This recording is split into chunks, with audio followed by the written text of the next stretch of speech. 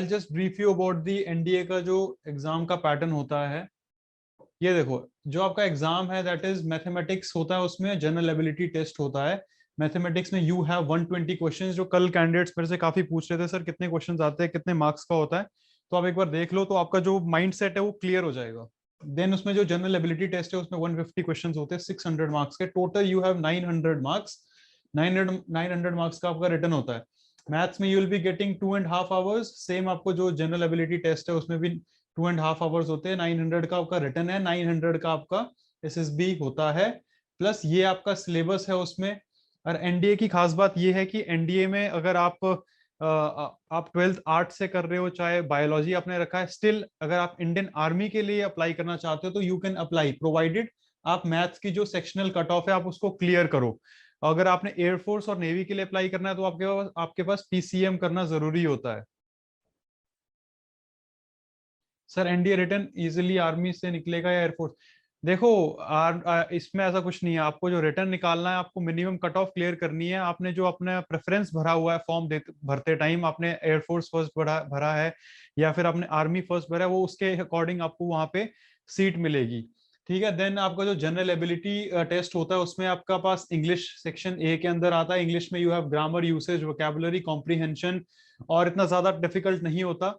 Then आपको जो general knowledge है उसके अंदर सब चीजें आती है। You have science, physics, chemistry, biology, history में फिजिक्स, हिस्ट्री में ancient history, medieval history, modern history, geography में भी आपके पास physical geography, Indian geography, world geography, economics में भी आपके पास इंडियन इकोनॉमी पूरी आती है। पॉलिटी में भी सब कुछ आता है, प्लस डिफेंस नॉलेज इसके अंदर आता है, डिफेंस करंट अफेयर्स भी इसके अंदर आती है।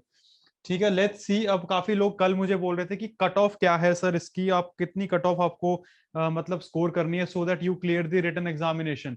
तो आप ध्यान से देख लो कि जो कट ऑफ का पैटर्न है, अगर कट ऑफ का पैटर्न हम देखें तो वो इंक्रीज हो रहा है। पहले रिटर्न की जो था वो कितना था, 288 में क्लियर हो जाता था, 229, 342, मतलब इंक्रीज होता जा रहा है। तो 355 जो है अभी तक हाईएस्ट रिटर्न की गई है 2020 में। तो आपको क्या करना है, you have to make sure कि जो आपके रिटर्न में मार्क्स आए वो 380 प्लस आए, आई वुड से 400 प्लस आए। क्योंकि उसमें क्या है, मेरिट भी आपकी बनती है बाद में। मेरिट किस बेसिस पे बनती है आपकी, 355 सपोज आपके रिटर्न में है, सेम आपके 300 के करीब आपके उसमें एसएसबी में है, तो आपके टोटल कितने बन जाएंगे, 655। लेकिन जो फाइनल एग्जाम है उसकी मेरिट है 726। तो आपका रिटर्न और एसएसबी को मिला के जो 726 जिस बच्चे के कैंडिडेट के मार्क्स आए हैं वो रिकमेंड होकर मेरिट लिस्ट में आया है। तो आपको ये चीज you need to make sure, आपको ध्यान में रखनी है कि आप रिटर्न में भी अच्छे मार्क्स लेके आओ, एसएसबी में भी अच्छे मार्क्स लेके आओ, सो दैट जो आपकी फाइनल मेरिट लिस्ट बने आपका नाम उसके अंदर हो। ठीक है। मूविंग फॉरवर्ड, ये मैं आपको पहले बता चुका था कि एयरफोर्स के रैंक स्ट्रक्चर, आर्मी के रैंक स्ट्रक्चर, इंडियन नेवी के रैंक स्ट्रक्चर्स। किसी को रिवाइज करना है तो कमेंट करके बताओ, then will be moving forward. Otherwise अगर आप सबको याद है ये चीजें तो जल्दी जल्दी कमेंट करके बताओ, everyone please.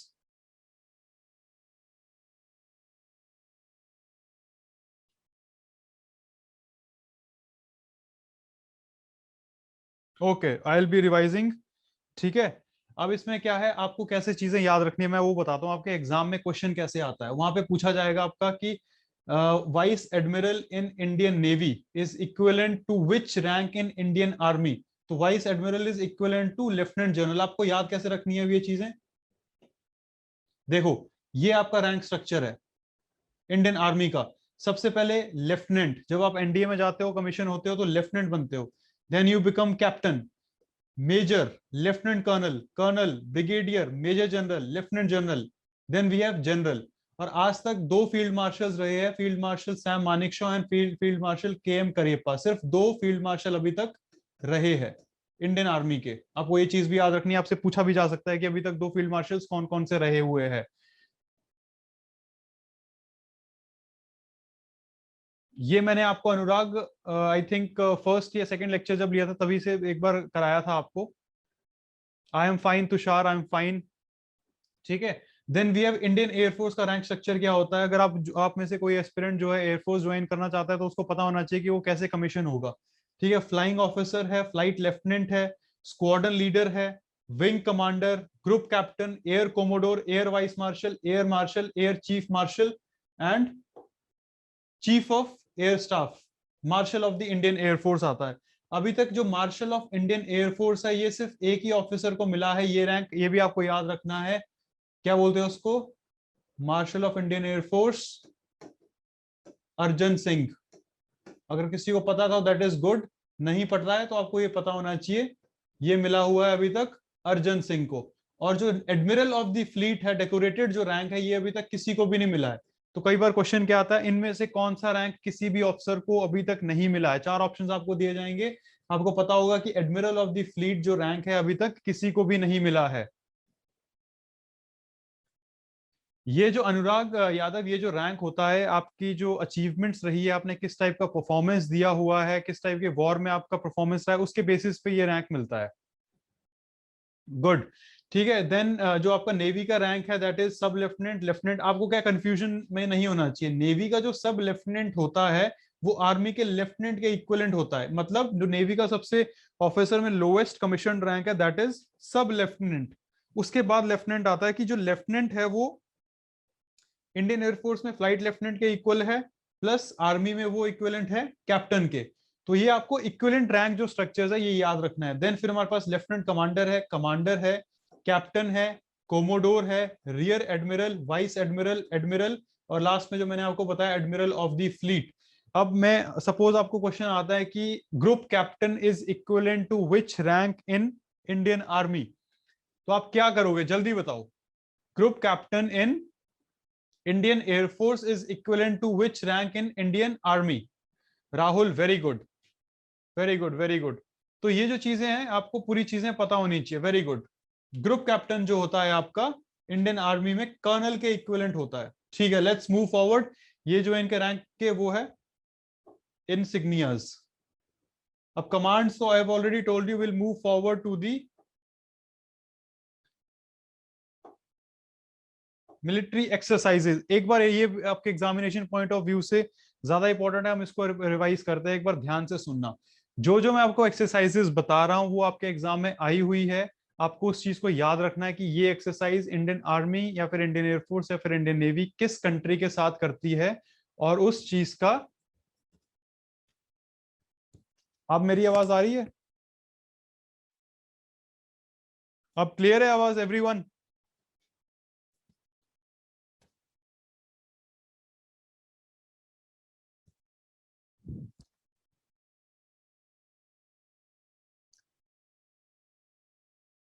Please ask your confusion if you have any doubt. Manu श्रेष्ठ,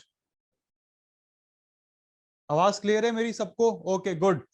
तो ठीक है, जो मैं आपको एक्सरसाइजेस बता रहा हूँ, ये एक्सरसाइजेस आपसे एग्जाम में क्वेश्चन कैसे आता है कि इंडियन आर्मी या फिर किसी के साथ रिसेंटली एक्सरसाइज करी है, फ्रांस के साथ रिसेंटली एक्सरसाइज करी है, उसका क्या नाम है? अब स्क्रीन क्लियर है सबको? एक बार देखो आप।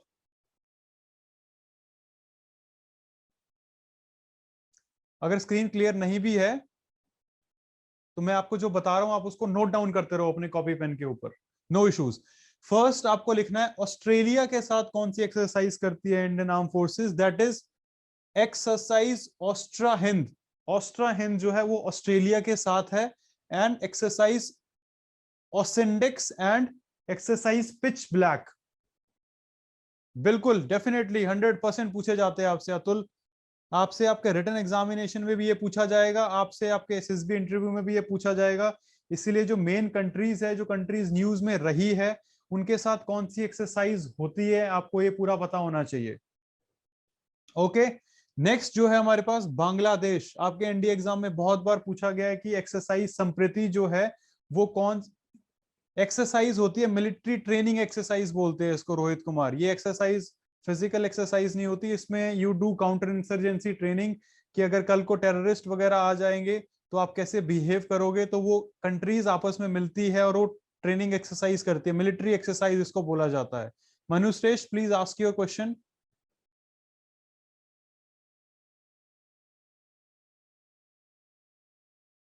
नहीं नहीं, कैप्टन नहीं है। कहाँ पे? जो आपका जो देखो, नेवी का जो कैप्टन है वो कर्नल रैंक के इक्विवेलेंट होता है, आर्मी का जो कैप्टन होता है वो नीचे होता है। वैसे ही सेम लेफ्टिनेंट होता है नेवी में, आपका दूसरा जो लेफ्टिनेंट होता है वो इंडियन आर्मी में होता है। तो आपको ये पता होना, वहां पे आपको स्पेसिफाई करेगा वो कि lieutenant rank in Indian navy is equivalent to which rank.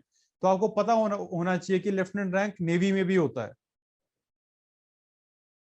Good. Exercise मिलन जो होती है अबव 30 कंट्रीज होती है उसके अंदर, जो उसमें पार्टिसिपेट करती है इंडियन ओशियन के, इंडियन ओशियन में वो पार्टिसिपेट करती है। Now coming to the Bangladesh, Bangladesh का मैं आपको बता रहा था एक्सरसाइज संप्रीति जो है वो होती है बांग्लादेश के साथ, इस चीज को आपको याद रखना है। और इंडो बांग्लादेश एक्सरसाइज जिसको बोलते हैं हम कॉर्पेट एक्सरसाइज, ये रिसेंटली न्यूज में भी था, तो आपको ये पता होना चाहिए किसके साथ होती है ये, बांग्लादेश के साथ। ठीक है, ये क्लियर है आपको। Then we have Brazil South Africa के साथ होती है इब समर एक्सरसाइज जिसको हम बोलते हैं। देन आपका चाइना के साथ जो है उसका नाम है exercise hand in hand. Hand in hand जो एक्सरसाइज है वो होती है चाइना के साथ। आपको ये बहुत ज्यादा इंपॉर्टेंट है, ये आपको याद रखने की जरूरत है। मैं यहाँ पे लिख भी देता हूँ, काफी बार आपके क्वेश्चंस एग्जाम में आता है ये हैंड इन हैंड किसके साथ होती है, चाइना के साथ। इसको आप लिख लो, ये बहुत ज्यादा इंपॉर्टेंट है। देखो पायलट कौन होता है इंडियन एयरफोर्स के अंदर, Indian air force when you join Indian air force तो आप टेक्निकल ड्यूटी में ज्वाइन कर सकते हो, फ्लाइंग ड्यूटी में ज्वाइन कर सकते हो, एंड ग्राउंड ड्यूटी में आप ज्वाइन कर सकते हो। अगर आप फ्लाइंग ड्यूटी में ज्वाइन करते हो, आप पीएबीटी एग्जामिनेशन जो होता है आपका पायलट एप्टीट्यूड बैटरी टेस्ट, आप उसको क्लियर करते हो और ट्रेनिंग कंप्लीट करते हो, then you commission as a pilot. Rank same रहता है, आप फ्लाइंग ऑफिसर भी हो सकता है पायलट, विंग कमांडर भी पायलट हो सकता है, वाइस एयर मार्शल जो है वो भी पायलट हो सकता है। तो ऐसा कुछ नहीं है कि पायलट कौन सा होता है। यार आई थिंक इंटरनेट कनेक्शन यहाँ पे सही है। अगर मेरी आवाज सबको आ रही है तो प्लीज रेज योर हैंड। यहाँ पे इंटरनेट कनेक्शन सही है, आप अपना please internet connection, Priyansh I think your internet connection is not working. यहाँ पे इंटरनेट कनेक्शन इज गुड और वॉइस भी क्लियर है, राहुल इज सेइंग।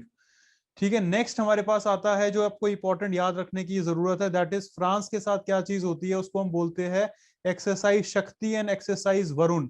मैं यहाँ पे दोबारा लिख देता हूं सो दैट आप भी लिख सको।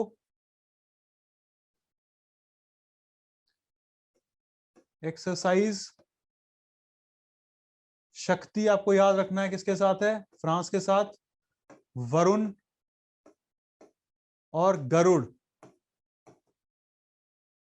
ये किसके साथ है, ये आपको याद रखनी है, ये एक्सरसाइजेज है फ्रांस के साथ। देखो मेन कंट्रीज की एक्सरसाइजेज ही आपको पता होनी चाहिए। वैसे Indian army more than 200 exercises करती है, लेकिन जो मेन कंट्रीज है उनके साथ कौन कौन सी एक्सरसाइज होती है सिर्फ आपको वो चीज याद रखनी है। ठीक है, मैंने लिख दिया है आपके लिए, दैट इज एक्सरसाइज शक्ति, वरुण और गरुड़। ये होती है आपके साथ फ्रांस के साथ। देन मूविंग फॉरवर्ड जापान के साथ कौन सी होती है, एक आपको मैं दोबारा लिखा देता हूं।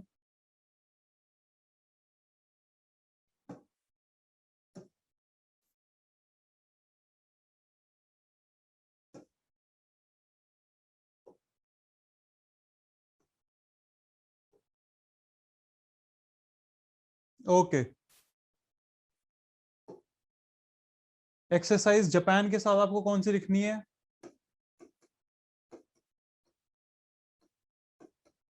मालाबार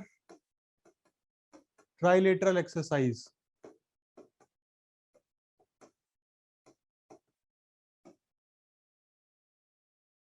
ये जो एक्सरसाइज होती है कौन कौन कंट्रीज पार्टिसिपेट करती है इसके अंदर, India, USA and Japan. Malabar trilateral exercise clear है सबको ये। देखो ये जो एक्सरसाइजेज होती है इनका ड्यूरेशन जो होता है फिक्स नहीं होता है, जब लगता है कि उनको कंट्रीज को करना चाहिए देन वो डिसाइड करती है एंड इनके बीच एमओयू साइन होता है, देन ये एक्सरसाइज कंप्लीट होती है। ठीक है, okay moving forward.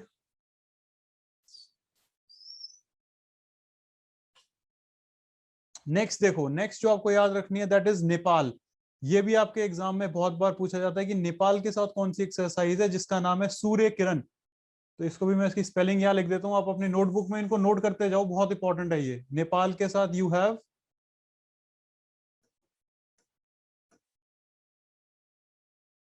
Surya Kiran. Nepal के साथ कौन सी एक्सरसाइज है, एक्सरसाइज सूर्य किरण। मैंने अभी अभी आपको पूरे नाम बता दिए आदित्य सिंह, इसलिए मैं बोल रहा हूँ आप साथ साथ सुनते रहिए, लिखते रहिए। ऑसिंडेक्स ऑस्ट्रेलिया के साथ, यूएसए जापान के साथ मालाबार ट्राइलेटरल एक्सरसाइज, बांग्लादेश के साथ संप्रति, नेपाल के साथ Surya Kiran, hand in hand China के साथ।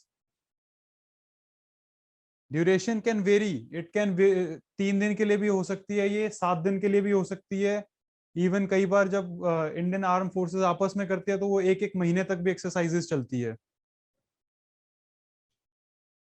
मेरे जो लेक्चर्स होंगे मोस्ट प्रोबेबली कल भी होगा, आपको कन्वे कर दिया जाएगा कब है लेक्चर। नेक्स्ट, श्रीलंका, ये भी आपके एग्जाम में बहुत बार पूछा जाता है। श्रीलंका के साथ कौन सी है, जल्दी जल्दी लिख लो। फर्स्ट इज मित्र शक्ति,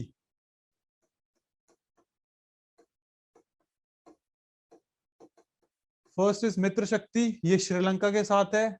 सेकंड, बहुत इंपॉर्टेंट, एग्जाम में बहुत बार आता है, ये स्लाइनेक्स,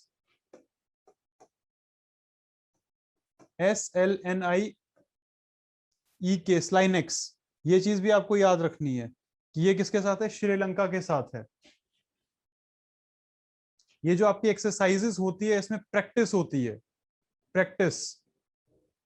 देन यूएई के साथ कौन सी होती है, यूनाइटेड अरब एमिरेट्स जो है उसके साथ आपकी एक्सरसाइज होती है डेजर्ट ईगल। डेजर्ट ईगल जो आपकी एक्सरसाइज होती है वो होती है यूएई के साथ। आर्मी की अलग होती है, जो मालाबार ट्राइलेटरल एक्सरसाइज है वो इंडियन नेवी की होती है। गरुड़ शक्ति जो है वो इंडियन एयरफोर्स की होती है।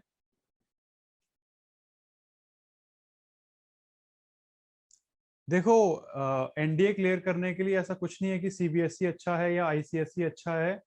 उनका जो सिलेबस है एनडीए का वो सीबीएसई पैटर्न के बेसिस पे ही आता है, तो आप यू कैन फॉलो सीबीएसई। आप आईसीएसई से भी करोगे तो वो चैप्टर सेम होते हैं, बेस सबका सेम होता है। You have to clear the written examination, ठीक है। नेक्स्ट हमारे साथ आती है वियतनाम के साथ, जो आपको याद रखने की जरूरत है। वियतनाम के साथ कौन सी एक्सरसाइज होती है, उसको बोलते हैं विन बैक्स। मैं यहाँ पे स्पेलिंग लिख देता हूँ, आपको उस चीज को एक बार नोटबुक में भी लिख देना। वो है विन बैक्स, विन बैक्स होती है वियतनाम के साथ। ये चीज आपको याद रखनी, ये एक्सरसाइजेस इंपॉर्टेंट है इंडियन नेवी के, इंडियन आर्म फोर्सेस के पॉइंट ऑफ व्यू से। कल नहीं होगी फिर most probably Anurag, day after tomorrow I would be taking your class, अगर कल के शेड्यूल में नहीं होगी तो,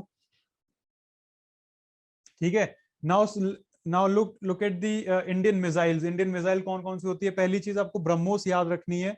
ब्रह्मोस सुपरसोनिक क्रूज मिसाइल है, जिसकी जो रेंज है दैट इज 290 किलोमीटर्स। ये आपको याद रखना है, सुपरसोनिक क्रूज मिसाइल मतलब साउंड से भी तेज ये जाती है, जिसकी रेंज है 290 किलोमीटर्स। कहां से लिया गया है इसको, इसको लिया गया है रशिया से। रशिया और इंडिया ने इसको मिलके बनाया है, ठीक है। इसकी जो रेंज है 290 है, जिसको इंक्रीज करके अभी अराउंड 390 400 के करीब कर दिया गया है, ठीक है। अब उसके बाद आती है आपकी प्रहार मिसाइल, जो क्रूज मिसाइल होती है, क्रूज करती है, 150 किलोमीटर इसकी रेंज है। और एक और जो आपको इंपॉर्टेंट चीज याद रखने वाली है कि ये जो जितनी भी अग्नि सीरीज है, अगर कल को आपके रिटर्न में एग्जामिनेशन में क्वेश्चन आता है कि अग्नि की कौन सी मिसाइल है जो इंटर कॉन्टिनेंटल बैलिस्टिक मिसाइल है, इट मींस वो एक कॉन्टिनेंट से दूसरे कॉन्टिनेंट तक फायर कर सकते, जा सकती है, डिस्ट्रॉय कर सकती है, तो दैट इज अग्नि 5। आपको याद कैसे रखना है, 5 से आपको याद रखना है कि इसकी जो रेंज है वो है 5000 किलोमीटर से लेके 8000 किलोमीटर तक। अगर आप खुद इमेजिन करो, जस्ट सपोज आप इस टाइम अग्नि 5 आपके पास न्यू दिल्ली में है, उसकी रेंज है 5000 से लेके 8000 किलोमीटर तक उसकी रेंज है, तो मतलब 5000 किलोमीटर तक फायर कर सकती है। इट मीन्स वो चाइना में जाके फायर कर सकती है या यूरोप में जाके फायर कर सकती है, तो वो क्या हो गई, इंटर कॉन्टिनेंटल बैलिस्टिक मिसाइल होगी, मतलब एक कॉन्टिनेंट से दूसरे कॉन्टिनेंट तक। ट्राई करूंगा बिल्कुल यार, बिल्कुल ट्राई करूंगा। Because of some of the resources ये थोड़ा इशू आ रहा है, बट विल ट्राई कि आज शाम का जो आपको हिंदी में प्रोवाइड हो जाए यार, क्योंकि अभी टीम जो है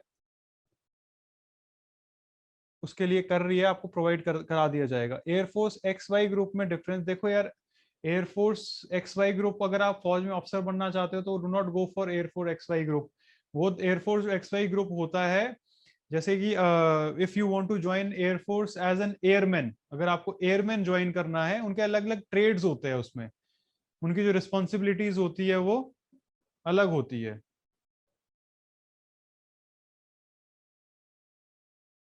सर 15 डेज से आपसे कह रहे हैं, बिल्कुल बिल्कुल, आई अंडरस्टैंड आई अंडरस्टैंड। तो देखो होता क्या है बेसिकली, अभी जो हमारी टीम है ना वो इंग्लिश ओरिएंटेड है, तो हिंदी ओरिएंटेड के लिए हमें थोड़ा देखना पड़ेगा आपको।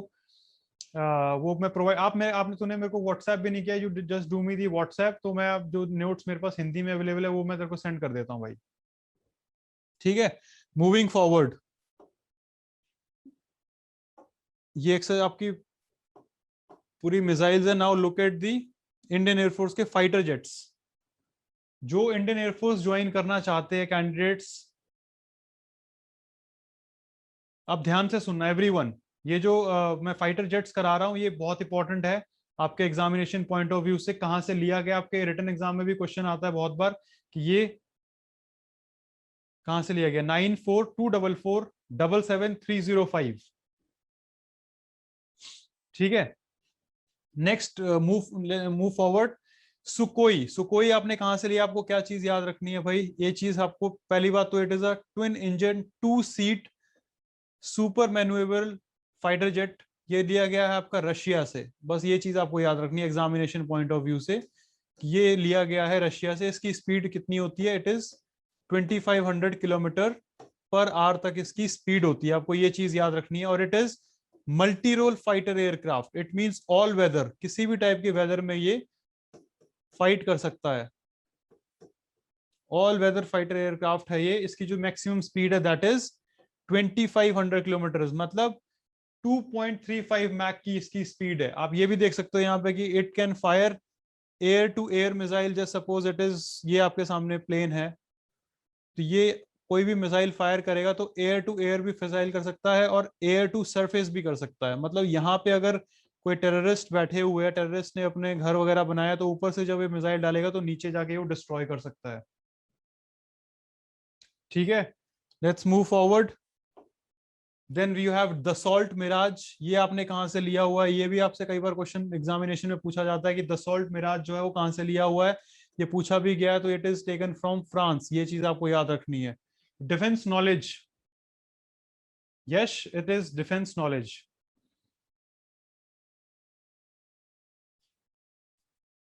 मूविंग फॉरवर्ड, अगेन मिग 29, ये पता होना चाहिए आपको, रशिया से लिया हुआ। मिग सीरीज जितनी भी है they are taken from Russia. It is capable of attaining the maximum speed of 2425, मतलब अप्रोक्सीमेटली 2500 किलोमीटर तक इसकी स्पीड है। Next again Mikoyan MiG 27, again taken from Russia. Indian air force के पास स्टिल ये सर्विस में है। इसकी जो स्पीड है 1700 किलोमीटर पर आवर तक इसकी स्पीड है। ये जो आपका मैक होता है ये स्पीड होती है फाइटर एयरक्राफ्ट की in relative to the sound, sound से कितनी तेज है ये स्पीड। क्लियर,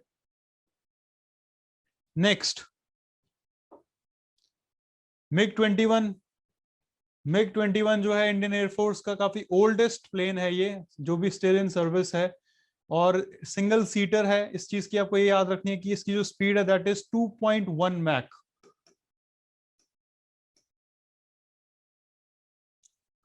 कहां से लिया हुआ है, रशिया से लिया है, ये चीज आपको ये दोबारा याद रखनी है कि इट इज रशियन ओरिजिन। जितनी भी मिग सीरीज है they are all from Russia. Yes बिल्कुल अक्षय, वो जस्ट इसको फ्लाइंग कॉफिन इसलिए बोला जाता है कि काफी ओल्ड हो चुका है ये, तो यू नेवर नो कि इसकी जो इक्विपमेंट है वो कब क्रैश कर जाए। देन वी हैव सीपकेट जैगुआर, जो ये भी आपसे बहुत बार पूछा गया है, तो it has been taken from UK royal Indian royal air force, और इसकी जो स्पीड है that is 1350 kilometer, which is equivalent to 1.3 Mach. British royal air force से ये चीज ली गई है, ये चीज आपको याद रखनी है, सीपकेट जैगुआर। देन ये आता है हमारे पास HAL तेजस, जो कि डेवलप किया है हिंदुस्तान एरोनॉटिकल लिमिटेड ने। इंडियन ओरिजिन का ये प्लेन है, इसको government of India has finalized the deal of HAL for 83। ये आपसे पूछा जा सकता है करंट अफेयर से रिलेटेड कि रिसेंटली, यस, XY जो ग्रुप होता है they are for airman, airman बोला जाता है उनको एयरफोर्स में। They are not called as commissioned officer.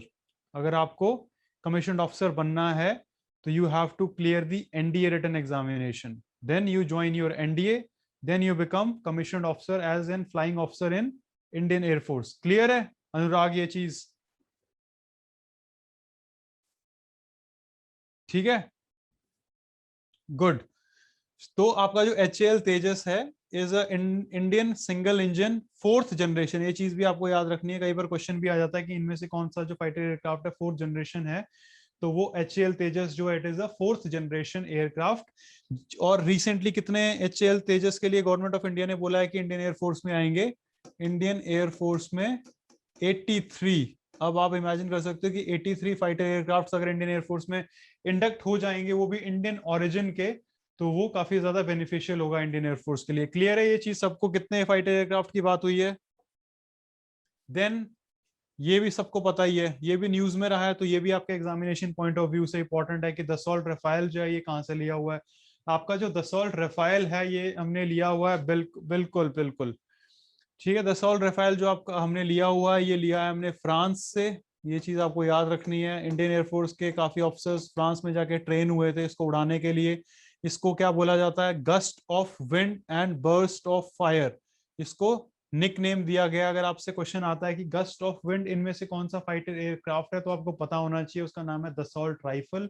या फिर बर्स्ट ऑफ फायर जो है वो कौन सा एयरक्राफ्ट है, तो that is Dassault rifle Rafale, sorry. Then Dassault Rafale is referred to as the Omni role aircraft by Dassault. Omni role means it can, it can work in any kind of weather. Omni role हर जगह present हो सकता है ये वाला fighter aircraft, इसीलिए जो है fighter aircraft Indian air force ने लिया है, which is known for its, now let's see, air supremacy, ground support, in-depth strike, anti-ship strike and nuclear deterrence missions. अब इन चीजों का आपको बस पता होना चाहिए कि है क्या। मैं शेयर करता हूं, जस्ट अ सेकंड अमन। आप देखो, air supremacy it means sky में तो ये सुप्रीम है ही है, प्लस आपको ग्राउंड सपोर्ट चाहिए तो भी ये प्रोवाइड कर सकता है। अगर एंटी शिप स्ट्राइक चाहिए आपको तो वहां पे भी स्ट्राइक कर सकता है ये। प्लस अगर कोई मिसाइल अगर न्यूक्लियर वॉरहेड से रिलेटेड आ रही है तो उसको भी रोक के उसके डायरेक्शन चेंज कर सकता है। यही है, यही है। अब let's see the Indian submarines. ये कराया हुआ मैंने आपको या फिर दोबारा रिपीट करें? सबको पता है इंडियन सबमरीन्स के बारे में?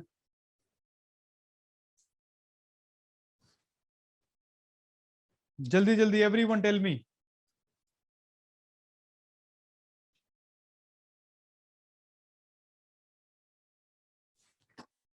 शिप स्ट्राइक मतलब अगर कोई शिप उड़ रहा है तो उसके ऊपर मिसाइल फायर कर देना। ओके, सो मूविंग फॉरवर्ड, जो आपकी सबमरीन्स होती है इंडियन नेवी के पास, जो सबमरीन्स होती है आपकी, उनकी क्लास आपको याद रखने की जरूरत है कि कौन कौन सी क्लासेस होती है उनकी। तो एक तो है Arihant class, then we have Chakra class, Shishumar class, Kalvari class, Sindhu Ghosh class and Soryu class.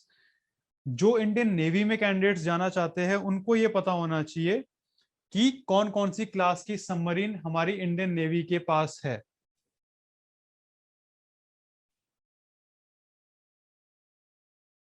ये फाइटर एयरक्राफ्ट एक टाइप के कितने हैं? देखो, ये जो इतने फाइटर एयरक्राफ्ट है, अब इंडियन एयरफोर्स में क्या होता है, अलग अलग स्क्वाड्रन होती है। किसी स्क्वाड्रन के पास सिर्फ MiG-29 होगा, किसी के पास मिक्स होगा, किसी के पास रफाइल होगा। तो वो जो उनका नंबर्स है दैट इज नॉट डिस्क्लोज्ड। ठीक है। आर्मी में फॉरेन ऑफिसर फॉरेन क्यों जाते हैं? वेपन्स के बारे में भी बताता हूं प्रखर, डू नॉट वरी। आ रहे हैं मनुश्रेष्ठ, मैसेजेस आ रहे हैं, डेफिनेटली मैसेजेस आ रहे हैं आपके।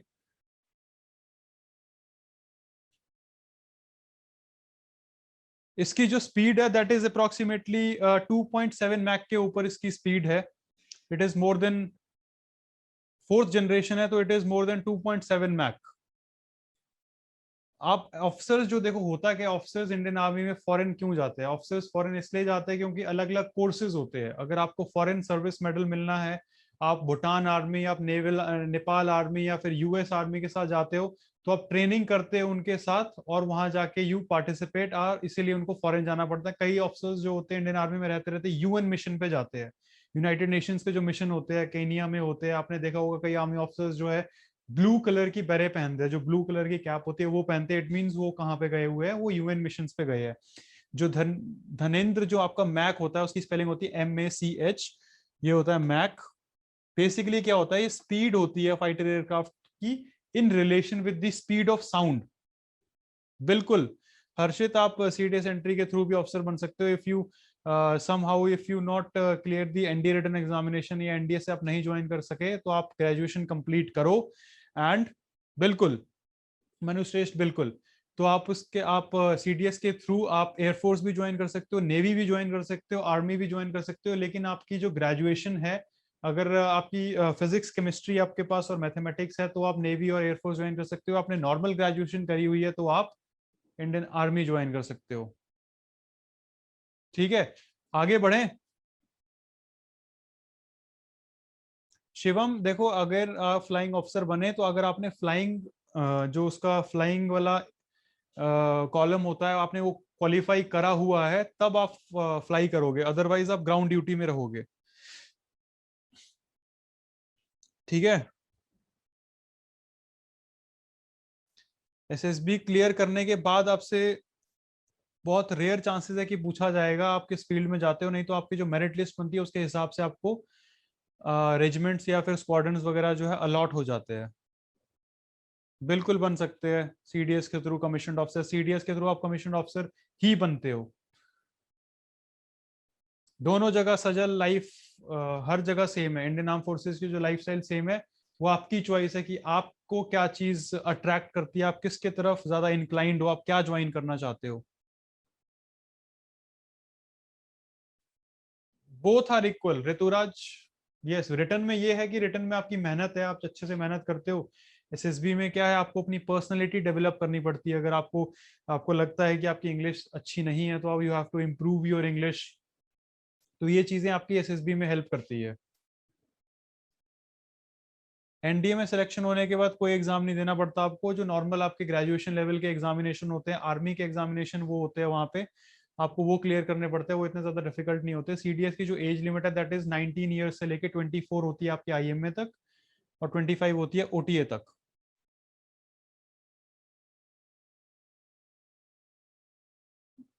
देखो कुछ भी आसान नहीं होता, रिटर्न भी आसान नहीं है, एसएसबी भी आसान नहीं है। इट इज योर हार्डवर्क, आपने अच्छे से हार्डवर्क किया है, बैलेंस में किया हुआ, तो everything become easy for you.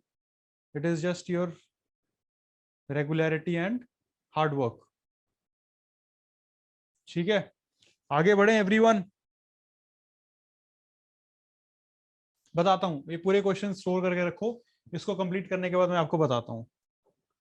ठीक है, और एक और चीज, टाइप्स ऑफ सबमरीन जो होती है, that is nuclear propulsion submarine and diesel electric submarine. जो आपको सिर्फ मैं बेसिक तरीके से समझा देता हूँ, जो आपको याद रखने की जरूरत है। ये होता है कि आपकी जो डीजल इलेक्ट्रिक सबमरीन होती है, उसमें डीजल इलेक्ट्रिक मोटर लगी होती है, जैसे डीजल इंजन जिसको बोलते हैं। तो उन सबमरीन्स को क्या होता है, अपना प्रोपेलर जो होता है, उसका जो इंजन होता है, उसको चलाने के लिए बार बार शिप को ऊपर, सॉरी सबमरीन को ऊपर लेके आना पड़ता है सी सरफेस में, ताकि उनको हवा मिल सके। हवा मिलती है, एनर्जी मिलती है, देन उसका प्रोपेलर घूमता है, फिर वो सबमरीन जो है पानी के नीचे चले जाती है। लेकिन जो न्यूक्लियर पावर सबमरीन होती है, उसमें न्यूक्लियर पावर प्लांट जो होता है, उसके जो प्रोपेलर है उसको एनर्जी प्रोवाइड करवाता है। देन वो मोस्ट ऑफ द टाइम नीचे रहती है। तो आप बोल सकते हो कि जो न्यूक्लियर सबमरीन होती है वो थोड़ा मॉडर्नाइज सबमरीन होती है, और वो ज्यादा इफेक्टिव होती है, इफेक्टिव सबमरीन होती है। ठीक है, और जो अरिहंत क्लास आपकी सबमरीन है, ये आपकी न्यूक्लियर क्लास सबमरीन है, आपको ये चीज याद रखनी है। और अरिहंत क्लास पहली ऐसी सबमरीन है, फर्स्ट बैलिस्टिक सबमरीन है, जिसको बनाया गया है ऐसी कंट्री ने जो कि यूनाइटेड नेशन सिक्योरिटी काउंसिल का परमानेंट मेंबर नहीं है। OTA means officers training academy, बिल्कुल अनुराग।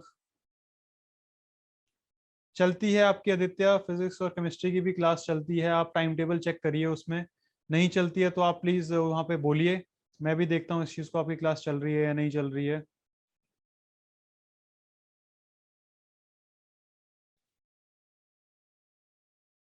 सीनियोरिटी कैसे, आप किस टाइप की सीनियोरिटी आपको चाहिए एनडीए से ऑफिसर बनने के बाद प्रियांश? एनडीए के जो आपको सीनियोरिटी है, आपको के रैंक के हिसाब से सीनियोरिटी मिलेगी। जो आपको रैंक मिलता है लेफ्टिनेंट, आपके फिर जो 2 साल में आप कैप्टन बनते हो, फिर आप मेजर बनते हो, जो टाइम स्केल है उस हिसाब से ही सीनियोरिटी मिलती है। जो टेक्निकल एंट्री होते हैं उनको 1 साल की सीनियोरिटी मिलती है, पहले 2 साल की थी, अब 1 साल की मिलती है। ठीक है, ठीक है। नेक्स्ट मूविंग फॉरवर्ड, अरिहंत का आपका हो गया न्यूक्लियर सबमरीन। आपकी जो चक्रा क्लास है ये वाली जो है, ये भी अगेन क्या है, series of nuclear powered attack submarines है। ये भी जो है न्यूक्लियर पावर सबमरीन है, इट मींस मोर पावरफुल है, न्यूक्लियर पावर है ये। मतलब ये काफी ज्यादा टाइम तक, एक एक महीने तक भी इस पानी के अंदर रह सकती है। और आपकी शिशुमर क्लास है, मैं आपको बताता हूँ, ये आपकी डीजल इलेक्ट्रिक है। आपको बस ये चीजें याद रखनी है, डीजल इलेक्ट्रिक। मतलब इसमें डीजल इलेक्ट्रिक लगा है, इसको धीरे धीरे काफी, मतलब 10 दिन में, एटलीस्ट 5 दिन में, डिपेंडिंग कि वो कितना टाइम चल सकती है, उस हिसाब से उनको ऊपर आना लगता है, ऊपर आना होता है, और फिर हवा लेके नीचे जाती है। This is again Kalvari class, जो ये आपकी डीजल सबमरीन है, डीजल इलेक्ट्रिक। ये चीज भी आपको याद रखनी है। Then you have Sindhu Ghosh class, ये भी आपकी डीजल इलेक्ट्रिक है। मैं आपको दूसरे वाले में बताता हूँ, वो ज्यादा इजी रहेगा, आप लोगों को समझ आ जाएगा। ठीक है,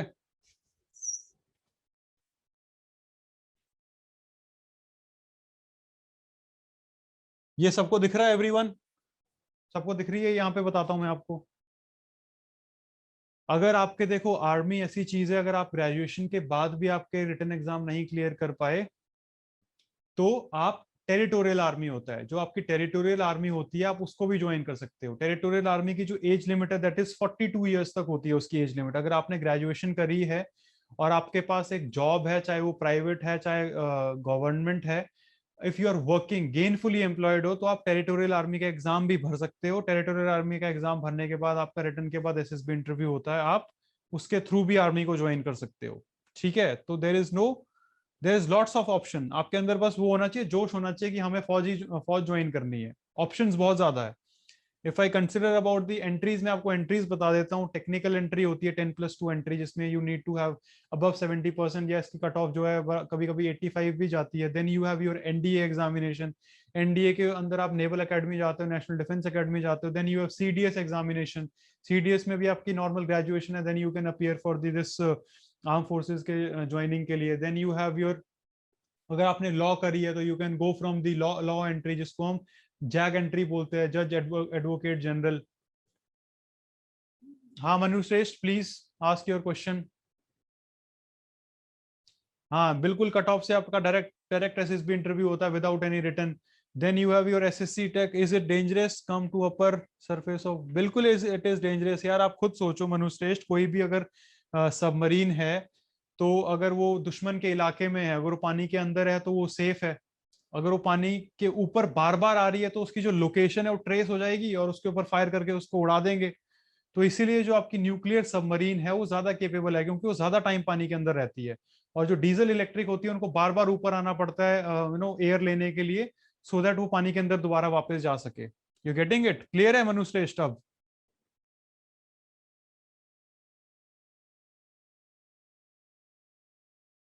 बिल्कुल बिल्कुल मिल जाएगी Yash, do not worry about it. ठीक है, हाँ इसका मैं बता देता हूँ आपको। ये जो है आपकी Arihant class, it is nuclear. यहाँ पे मैं लिख रहा हूँ, इस चीज को आप याद भी रखना। चक्र क्लास और अक्यूला क्लास रशिया से ली हुई है, इसको ये it is again nuclear. Shishumar class, Kalvari class, Sindhu Ghosh class, ये इंडियन नेवी के पास पुरानी सबमरीन है, they all are diesel electric. और ये जो सोरियू क्लास है, इंडिया और ताइवान प्लान कर रही है जापान से लेने के लिए, ये भी डीजल इलेक्ट्रिक है। लेकिन इसकी खास बात है, ये एयर इंडिपेंडेंट है। ये चीज आपको याद रखनी है, एयर इंडिपेंडेंट सबमरीन है ये। मतलब इसके अंदर जो प्रोपेलर लगा है उसको, ये इस टाइप का प्रोपेलर है, इस टाइप की टेक्नोलॉजी है इसके अंदर, कि इसको ऊपर आने की जरूरत नहीं पड़ती है, अंदर रह के ही काम चला सकती है। नंबर ऑफ सबमरीन्स जो इंडिया के पास, it numbers are not disclosed, but India has good amount of submarines. Sir क्या यह भी होता है कि आप, समझ नहीं आ रहा प्रियांश मुझे, what are you trying to tell me? ऐसा नहीं होता कि आपके अगर 90% है तो आपको पेपर देने की जरूरत है, नहीं है, ऐसा नहीं है। You have to give the written examination, then you can even, तभी आप मतलब अपना उसको क्लियर कर सकते हो। Now everyone ask any doubts if you have for last 15 minutes. I will be taking your doubts, then will be ending the class. Sir कितने marks का होगा इसमें से? ये आपको जो डिफेंस नॉलेज है, एटलीस्ट आपके जो है 4 से 5 क्वेश्चन इसमें से आएंगे। बिल्कुल फौजी बनेंगे आप, डू नॉट वरी यार, you you all will become फौजी एंड ऑफिसर्स वो भी। यार फौज में ऑफिसर बनने के बाद आपको किस टाइप की सिक्योरिटी चाहिए, कैसे, मतलब you are asking such irrelevant questions. ऑफ फौज में आपको किस टाइप की सिक्योरिटी चाहिए? आप देश की सिक्योरिटी प्रोवाइड करोगे, आप प्रोवाइड करोगे, तो आपको किस चीज की सिक्योरिटी चाहिए?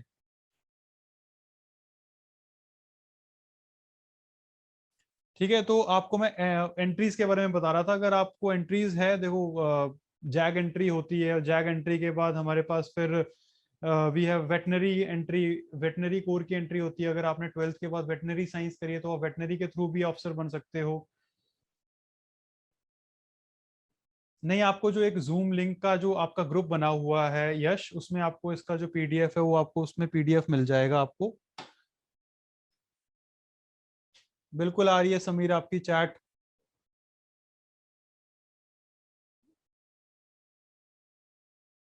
बिल्कुल, खड़ग वासला से जब आप क्लियर करते हो तो आर्मी एस्पिरेंट्स देहरादून जाते हैं इंडियन मिलिट्री एकेडमी में।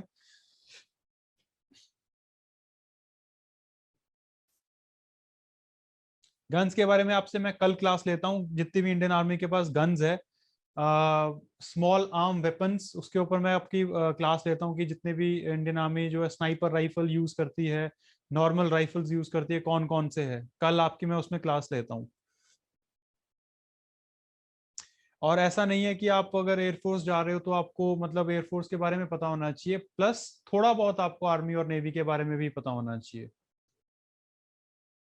आपको सीडीएस में पूरे एग्जाम देने पड़ते हैं। अगर आप एयरफोर्स नेवी ज्वाइन करना चाहते हो सीडीएस के थ्रू, तो आपको मैथमेटिक्स का एग्जाम, जनरल नॉलेज का एग्जाम प्लस इंग्लिश का एग्जाम तीनों देने पड़ता है। अगर आप ओटीए ज्वाइन करना चाहते हो, जो कि शॉर्ट सर्विस कमीशन होता है, नॉन टेक्निकल, तो सिर्फ आपको देना पड़ता है आपका इंग्लिश का एग्जाम और जनरल नॉलेज का एग्जाम।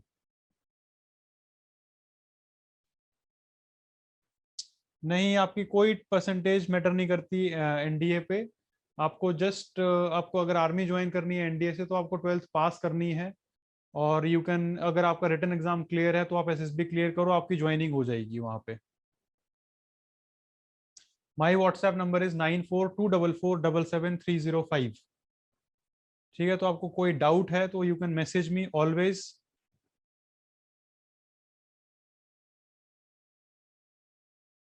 यस, सैलरी नहीं मिलती, उसको अलाउंसेस मिलते हैं, स्टाइपेंड मिलता है आपको ट्रेनिंग टाइम पे।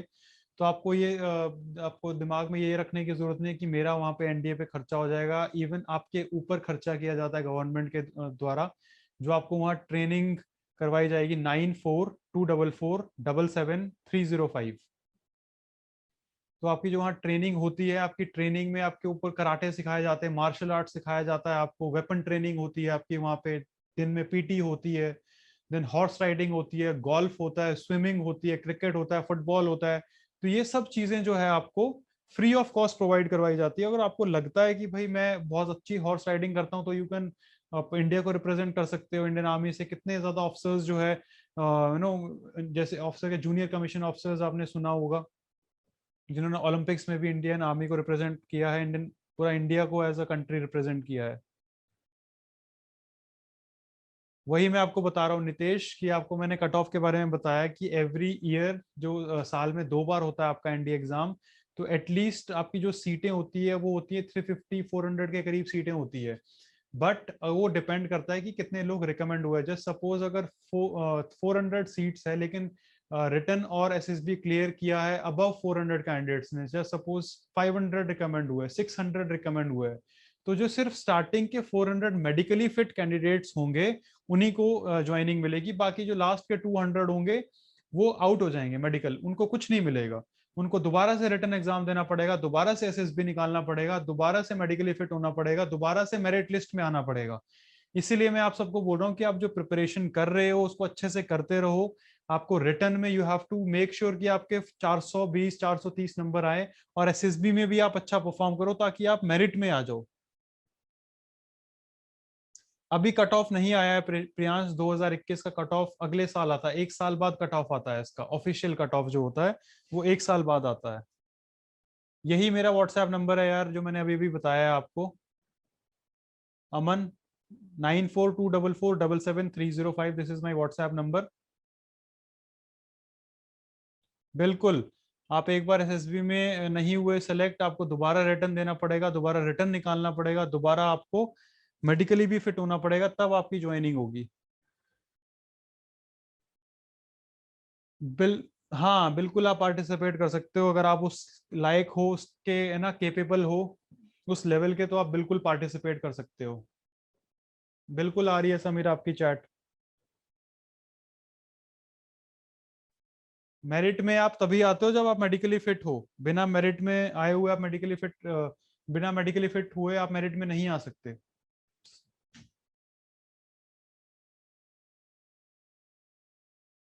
मेडिकल में आपका पूरा चीजें चेक होती है, your eyes, your nose, dental पूरा चेक होता है, अल्ट्रासाउंड होके अगर if you have any problem inside your body, liver, pancreas, stomach, chest, lower body में भी सब कुछ चेक होता है, वो मैं कैमरे पे आपके सामने अभी बोल नहीं सकता।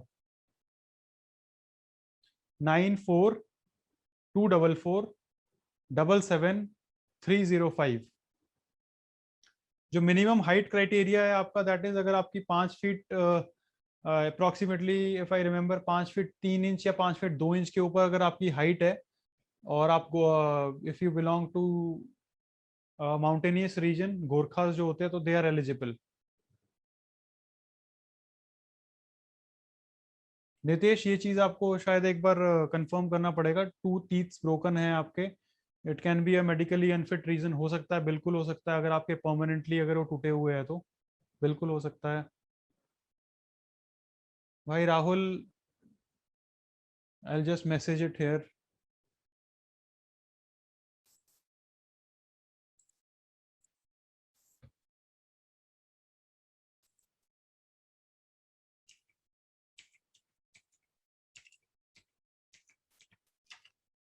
Everyone, you guys can check the comment box. बिल्कुल, आप मेरिट में आओगे तो आपका सिलेक्शन 100% होगा, you will join the academy.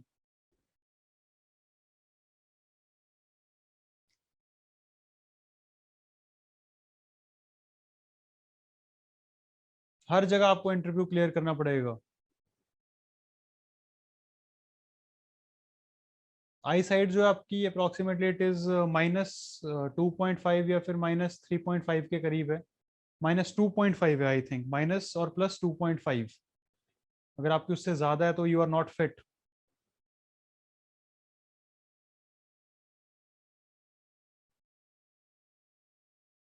बिल्कुल, आप किसी भी तरीके से आप डायरेक्ट इंटरव्यू पहुंच सकते हो, बिना इंटरव्यू दिए आप फौज ज्वाइन नहीं कर सकते।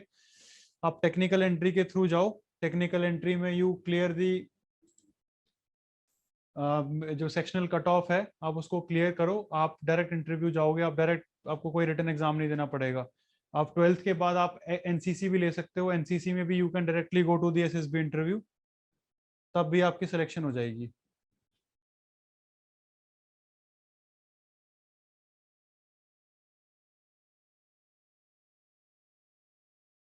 यस, बिल्कुल डीप होता है, बिल्कुल सही पकड़ा आपने अमन, इट इज वेरी डीप। देखो यार, फौज के अंदर everything is important, medical criteria जो है ना फौज का, काफी इंपॉर्टेंट होता है, तो you have to make sure कि यू आर मेडिकली फिट इस चीज के लिए। ठीक है। आपका रिटन एग्जाम अगर जैसे सब जस्ट सपोज आपका रिटन 14 नवंबर को है, आपका जो रिटन का रिजल्ट आएगा वो जनवरी मिड तक आ जाएगा। जनवरी मिड में होगा तो आपके जो एसएसबी इंटरव्यूज है वो स्टार्ट हो जाएंगे आपके आना, मई से, मई अप्रैल मई से स्टार्ट हो जाएंगे। अप्रैल में भी होंगे, मई में भी होंगे, जून जुलाई में भी होंगे, अगस्त में भी आपके होंगे, क्योंकि बहुत ज्यादा कैंडिडेट्स होते हैं जो रिटर्न निकालते हैं। नी अगर आपके नॉक नीज है तो यू स्टार्ट रनिंग नीज के बीच में, यू कीप पिल्लो, पिल्लो रखो उसके बीच में, देन स्लीप, धीरे धीरे एटलीस्ट 1-2 महीने में वो थोड़ा इम्प्रूव होने लग जाएगा। मेरा सेम नाम से रोहित ठाकुर नाम से you can find me on the Telegram पे जो मेरा नंबर है दैट इज, वो भी लिख लो आपको अगर चाहिए तो, 8076797882।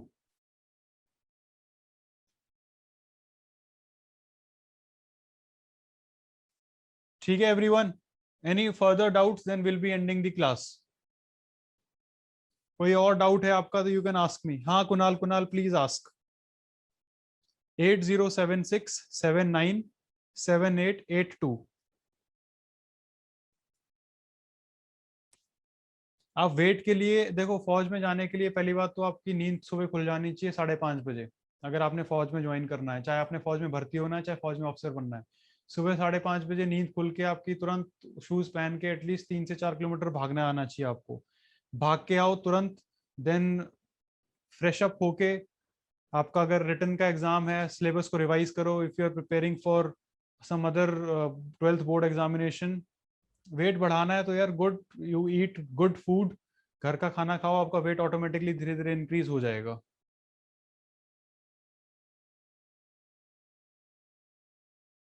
बिल्कुल बिल्कुल Kunal, do not worry, I will reply. Good, very good Vivek, you should go. Any further doubts candidates, then we'll be ending the class. Yes, every exam is held on the same day.